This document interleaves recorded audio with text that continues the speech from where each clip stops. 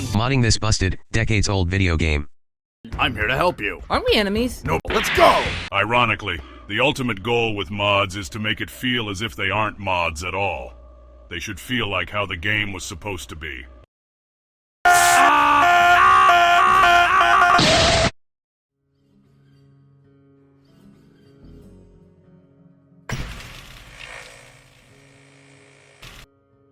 Welcome to part 2 of my perfected mod pack video, the complete mod list. It's a good idea to understand what you're changing about your game, and vaguely how everything works. If you're ever wondering about a mod, always check its description page on Nexus. Also, there's almost always a README document containing tips and instructions included in the downloaded mod zip files. I also often utilize forum post and bug pages of mods to check what other people are saying about it. Often you can identify problems and troubleshoot with the help of the community. I have a lot of respect for huge projects like Fallout Wanderers Edition, but I feel like the convenience comes at the cost of asset control. I also don't understand why people hate on the Vault 101 intro so much. So maybe that gives you some more insight into how I approach this game. At any rate, let's go right down the list. The first group is texture packs.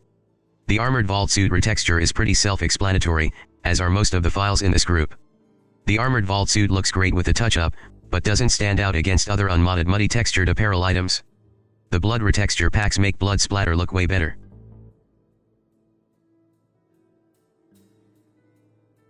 Clean GNR restores a few broken and floating objects, adds some nice lighting, and removes some of the rubble and clutter that seems like it doesn't belong in a Brotherhood of Steel operating location.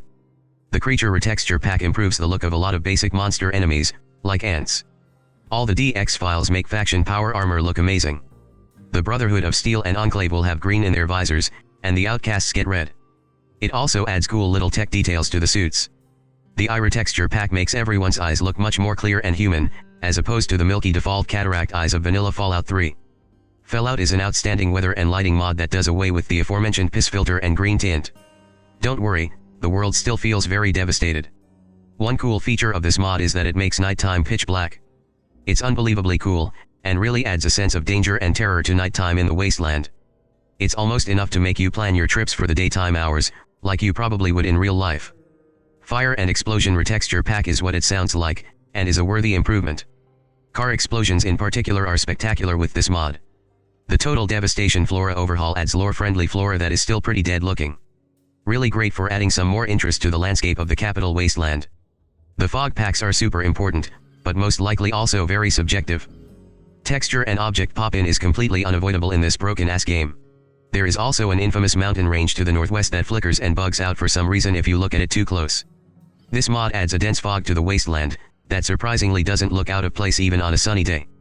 I love this mod because in addition to obscuring a lot of that distracting object and texture pop-in, it also helps add an air of mystery and foreboding to the wasteland. Only downside is this mod does not play nice with Fellout for some reason.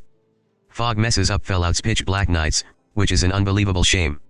However, the sacrifice is worth it to help minimize your ability to see major visual bugs.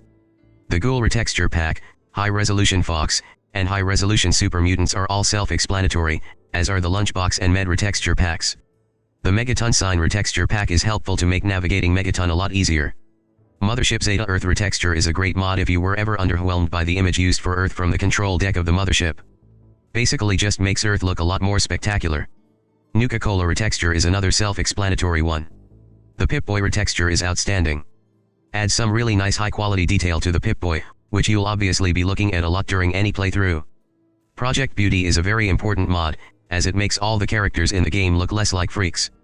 The only big issue with this mod is the higher quality faces often create clearly visible neck seams on characters with low-cut apparel, typically females. Nova in Megaton is probably the most distracting example of this. Luckily, there's a clever patchwork fix for this that I'll get to in a few minutes. The rest of these texture mods all speak for themselves, besides the Vault Suit retexture which also improves the security uniforms. The next group is game adjustments, and this group has the highest number of files. Boat Travel is a brand new mod that introduces paid fast travel by means of boat. The cool thing about this mod is that each boat service has a unique NPC with a vessel specifically tailored to them. As is the case with most added NPC mods, these characters don't have spoken voice lines.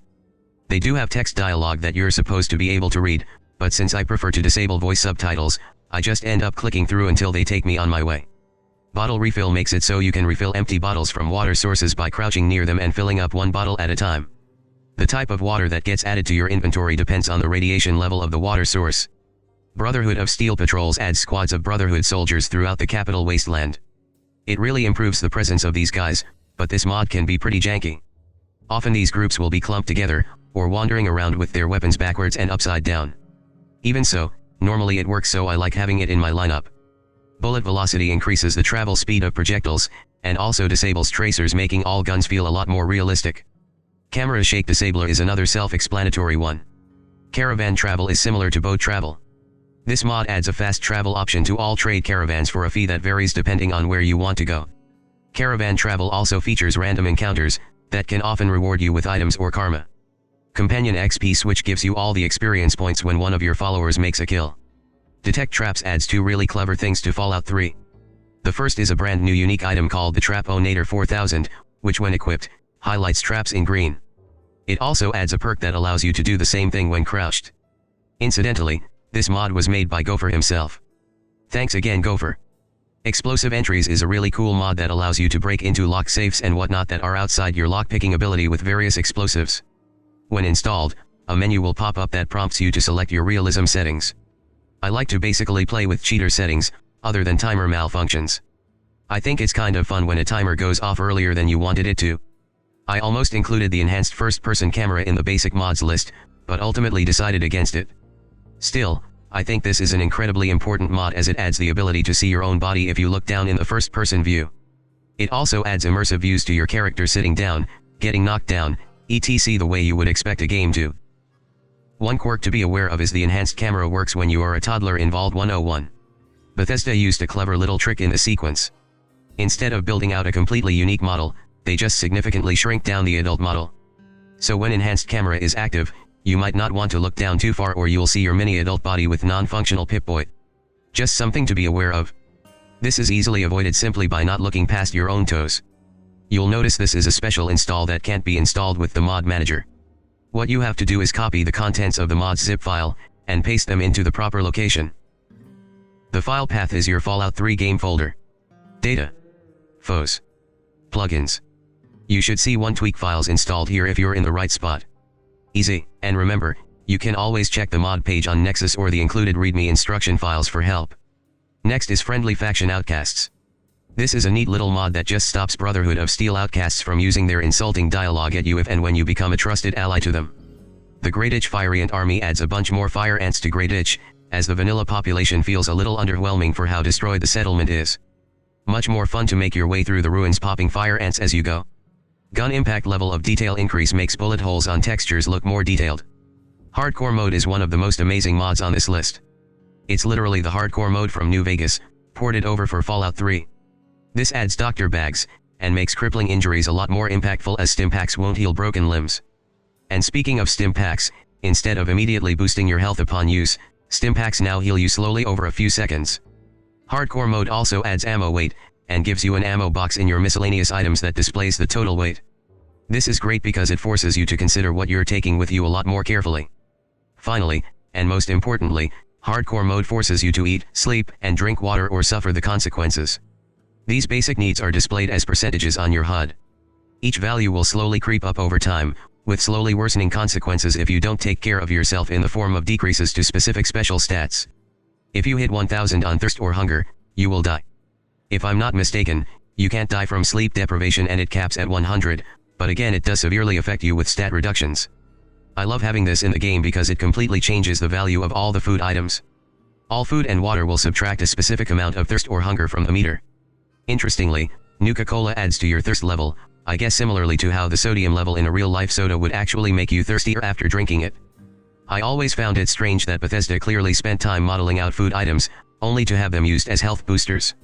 And why would you ever eat a squirrel on a stick when a stimpak works substantially better without adding weight to your capacity? Hardcore mode also works beautifully with the bottle refill mod. Now you will want to stop at water sources to keep yourself supplied as you travel across the wastes. Important detail when installing this mod.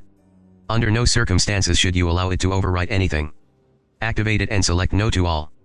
This mod is only about half compatible with the darn UI mod, so you have to be paying attention when you install this one. Missing water fix takes care of some visual bugs where small puddles and other water areas wouldn't show up properly. I think the radiated puddle directly outside Vault 101 is an example. Moira 100 repair makes Moira capable of repairing your weapons to perfect condition. I don't feel like this is a cheater mod because you still have to pay out the ass for her technical skills. Multi-perk on the other hand may be a little more questionable. Definitely fun though. When you level up, you will be able to select 2 perks instead of just 1. This is complemented by the Perks Plus mod, which adds over 100 new and awesome perks to the game. The only thing to be aware of is this mod works a little funny. When you level up, you need to add your stats, select your first perk, then wait a few seconds for the menu screen to pop up a second time. It's a little clunky, but it works perfectly and does not mess with your level, experience points, or stats. No fast travel disables fast travel. I love this mod because it makes fast travel more of a commodity when the only way to do it is to pay for the service. Otherwise, you're hoofing it baby and frankly, probably experiencing more of this game than you ever would otherwise. It also ratchets inventory management up another level. Pink Mist is an amazing mod I recently found that makes it so enemies' heads don't pop off like corks. Headshots will either drop enemies like a sack of rocks, or will make them explode. Kind of like how you would expect them to.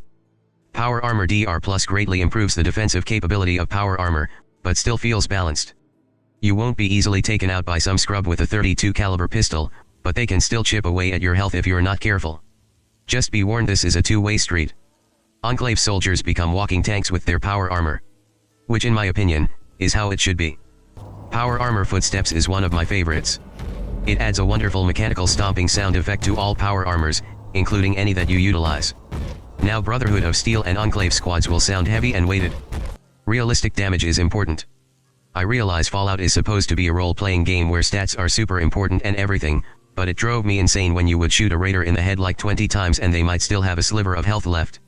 This mod makes all combat feel accurate to real life.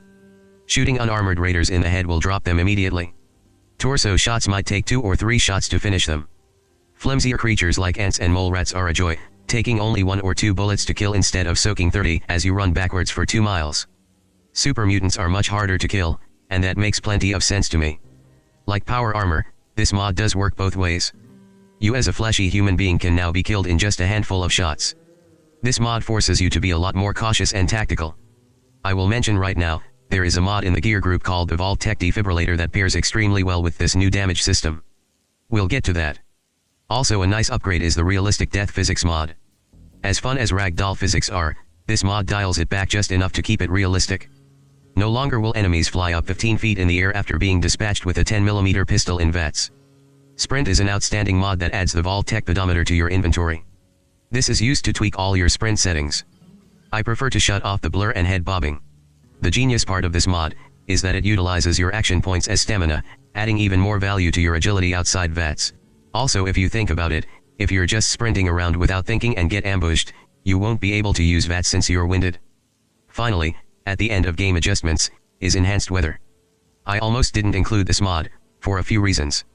Number 1, it conflicts with the Fog LOD mod. You can either have rain, or you can have fog, but not both. What even is the game Brio engine? So if it starts raining, you can expect the fog to magically disappear. The upside to this is if it's raining at night, you can actually experience the pitch black nights of Fellout as you're supposed to. Aside from that, this mod is just too good to pass up. You can choose to make the rain and snow radioactive or not. I choose not to, because it ends up becoming a huge hassle never being able to travel in rainstorms. It also adds interior storm sounds, which are unbelievably haunting and magical as you explore dilapidated interiors. Also added with this mod is storm sneaking, which can make you more stealthy in storms. Interestingly, it can start raining in the Tranquility Lane simulation, which shuts off the sepia overlay and allows you to see the entire area in color. This is a pretty cool quirk, but understandably aggravating if it happens during a playthrough you're particularly immersed in. The only other thing to mention with this mod is even with modern hardware, it can cause noticeable frame rate issues. If you notice your frame rate tanking when it starts raining, you can try the performance version of this mod, but I would recommend just doing away with it completely and uninstalling, especially if the Tranquility Lane thing is already a deal breaker for you.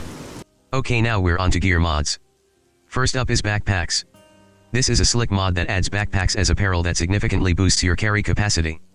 They also look really cool.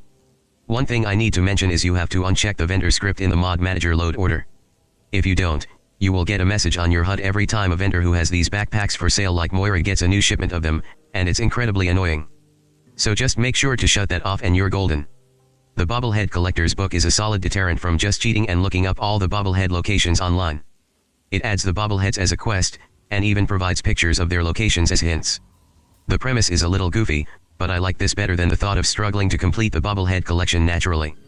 Classic Weapons is another controversial one like Enhanced Weather.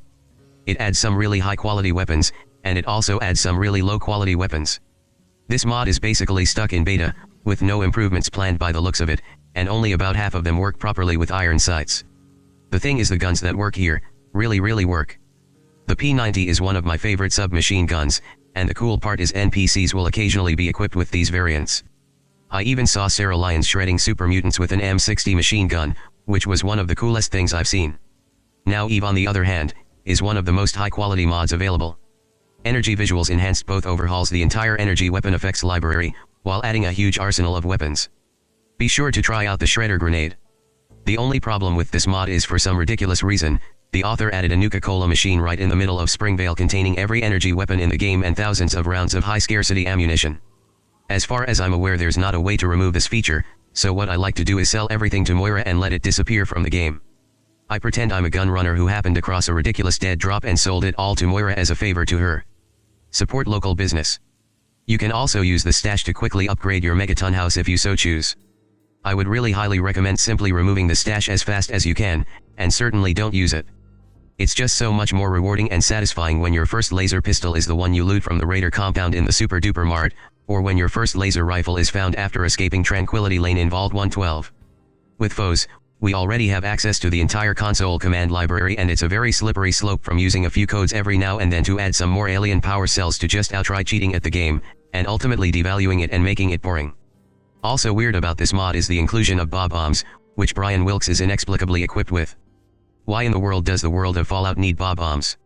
If anyone ever makes a version of this mod without the Eve vending machine and Bob Bombs, please let me know.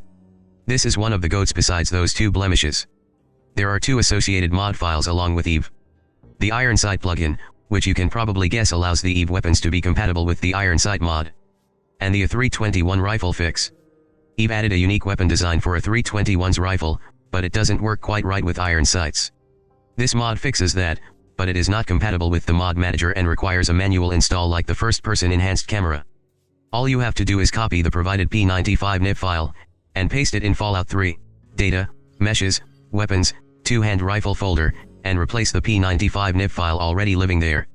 It's still a little janky, but it's definitely better. Remember, for manual installs, you can always refer to the included README file for instructions if needed. Next up are the Pip-Boy mod chip, or the hack chip, and the screwdriver. These are equipable items that respectively set your lockpick and hack skills to 100, allowing you to unlock any terminal or lock in the game. While these are clearly cheat items, it just always bothered me that so much of the game could be potentially missed due to a low stat. The screwdriver is sort of redundant with explosive entries, but I just like having both options. One very important note to make: for some reason, the screwdriver is set as a quest item, and you cannot remove it from your inventory. However, there is a screwdriver in nearly every toolbox you open, and it's really annoying when you accidentally take multiple screwdrivers, so just be sure to watch out for that. Both the screwdriver and hack chip have to be found within the world and are not directly provided to you, which is a nice touch. Liberty Prime animations add some cut animations back to Liberty Prime scaling a rocky cliff. The Liberty Prime Exo is another clear cheat item, but it's so freaking cool. Although interestingly enough, I've read that Bethesda originally planned for the player to take control of Prime during the climax of the game, but the feature had to be scrapped due to time and technical constraints, so they had to settle for making Prime as the fun set piece we know him as. With this mod, however, the Brotherhood of Steel manages to develop a secondary version of Liberty Prime, just missing the AI components. They provide you with a special interface suit so you can enter the cockpit in Prime's head and control the behemoth robot. This mod lets you crush non-patriots with the Liberty Laser, long bombs, a giant power fist, and Liberty Prime's gavel. You also get the ability to expound demoralizing rhetoric at the touch of a button. Liberty Prime has his own inventory, and any microfusion cells and mini nukes you have upon entering Prime with the interface suit will be converted to ammo for the Liberty Laser and long bombs. Conveniently, these weapons are all configurable in the Liberty Prime menu in your Pip-Boy. To exit Liberty Prime, you have to take off the interface suit. You are invincible in Liberty Prime, but Prime himself is not. He can take enough damage that the robot becomes inoperable, and requires specific items to make repairs. This adds some semblance of balance, but still not really. I do need to tell you, for as ridiculously fun and cool as this mod is, it's also janky as hell. You need to turn on the walk lock with the caps lock button, or Liberty Prime travels at like 100 miles per hour and the weapon systems will stop working. It's also better if you use this in first-person view. Third person works fine, but you need to be able to use your Pip-Boy while operating Prime, so Prime himself ends up with a Pip-Boy arm that makes him look like a gimp. He is also missing his blue visor, and back-mounted hydrogen bombs. Included with the Liberty Prime Exo is Liberty Prime Megaspawn.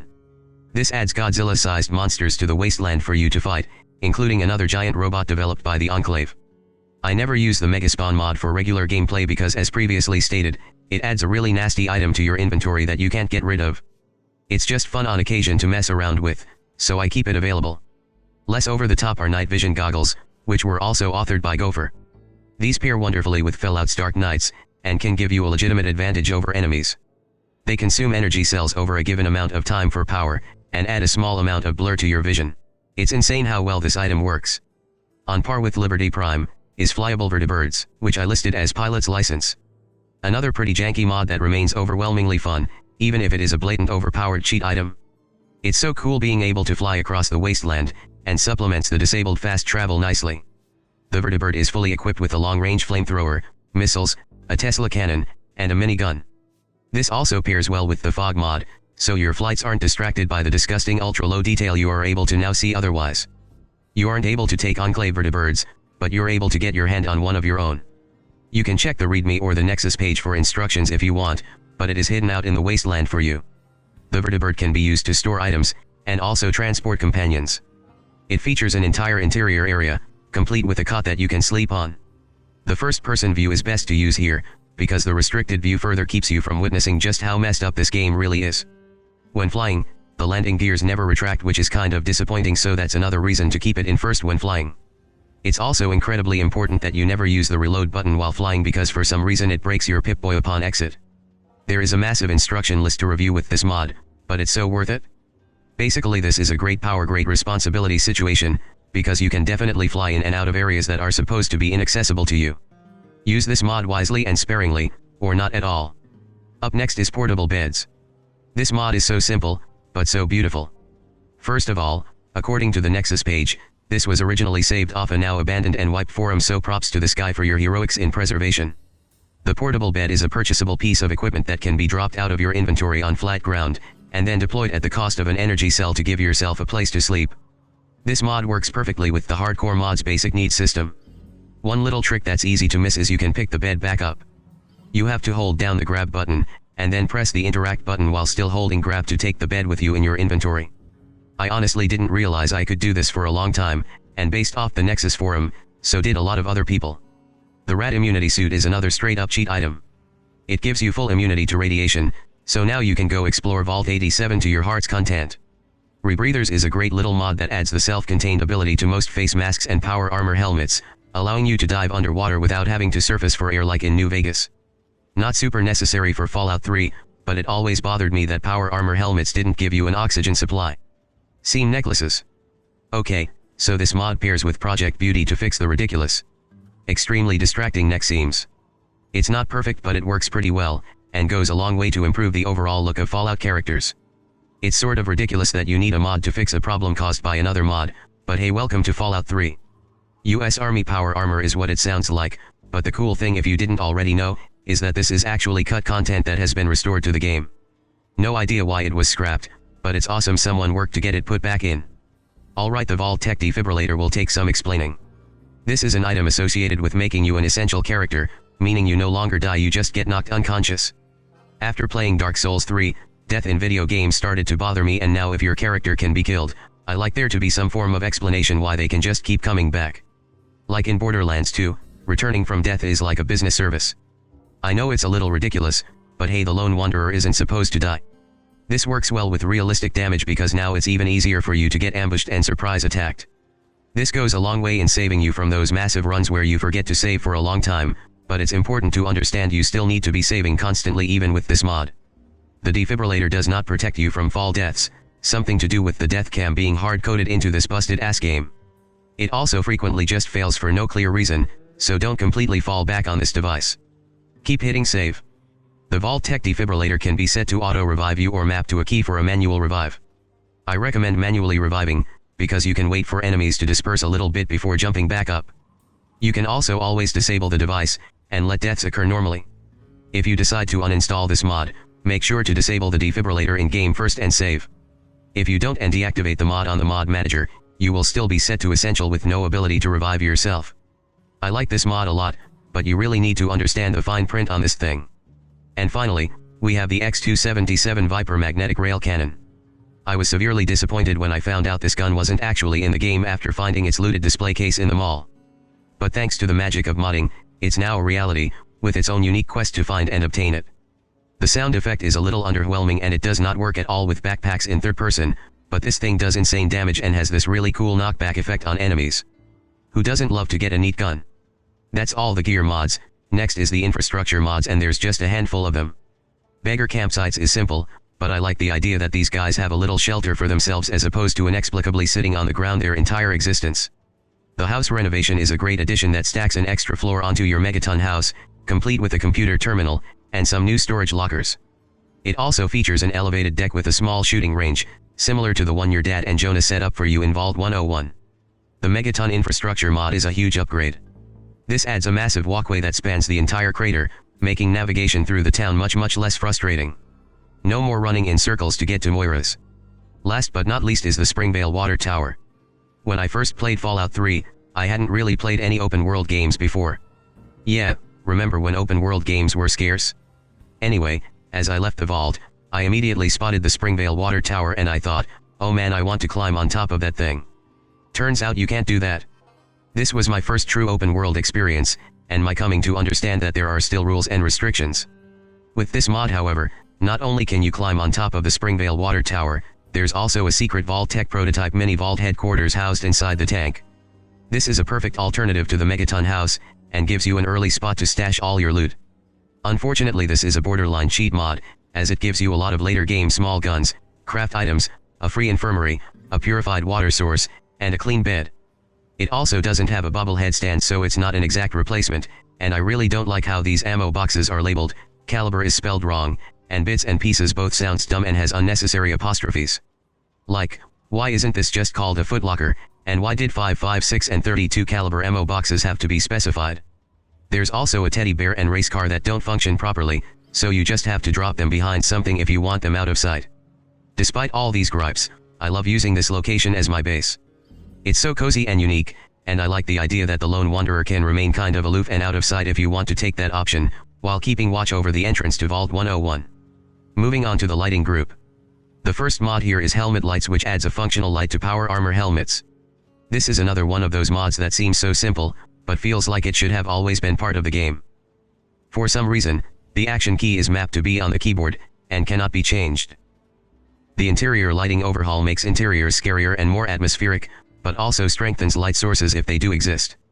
Megaton Lights livens up everyone's favorite settlement during the nighttime, with some really great work on both the interior and exterior of the town. Finally, the HD Pip-Boy light improves your trusty wrist device, making the light smoother and higher quality, as well as brighter and more useful.